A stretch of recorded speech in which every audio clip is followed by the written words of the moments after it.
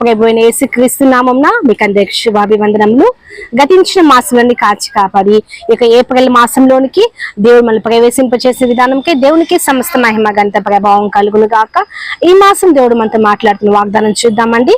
యోబు గ్రంథము 42వ అధ్యాయం 1వ వచనం.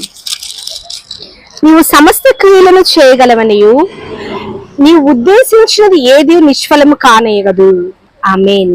దేవుడు ఈ మాసం అంతా మాట్లాడుతున్నమాట. నీవు సమస్త క్రియలు చేయగలవు, నీవు ఉద్దేశించింది ఏది నిష్ఫలం కానేగదు. ఈ మాసం దేవుడు మనకి ఇస్తున్న వాగ్దానం. దేవుడు మన జీవితంలో సమస్త క్రియలు, నువ్వు ఏమి అనుకుంటున్నావో, నువ్వు ఏమి ఎక్స్పెక్ట్ చేస్తున్నావు అవన్నీ దేవుడు ఖచ్చితంగా నీ జీవితంలో సమస్తము జరిగించే దేవుడు. ఆయన ఉద్దేశించింది ఏది నిష్ఫలము కాదు. అంటే ఆయన నీ జీవితంలో ఎటువంటి వాక్కులు ఇచ్చావో, ఎటువంటి ప్రణాళికలు ఇచ్చావో, ఎటువంటి మాటలు ఇచ్చావో అవన్నీ యేసు నామములో ఆయన ఖచ్చితంగా నెరవేర్చే దేవుడు. ఆయన నిష్ఫలం చేసే దేవుడు కాదు, కానీ ఆయన సమస్తాన్ని సఫలం చేసే దేవుడు. ఆ సఫలం చేసే దేవుడు ఈ మాసం మీకు ఇస్తున్న వాగ్దానం మీ కుటుంబంలోను, వ్యక్తిగత జీవితం, సంఘ జీవితంలోను దేవుడు నిండాగా దీవించి ఆశీర్వదించును గాక. ఈ వాక్యం మనందరిలో ఫలించడానికి చిన్న ప్రార్థన చేసుకుందాం. మహాగంధ మహిమోన్నతుడ, ఈ మాసం ప్రత్యేకంగా ఏప్రిల్ మాసం మాకు ఇచ్చిన వాగ్దానం బట్టి మీకు వందనములు తండ్రి.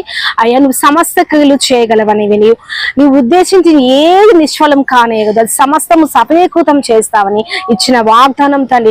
వీక్షిస్తున్న ప్రతి వ్యక్తి జీవితం నెరవేర్చండి అయ్యా.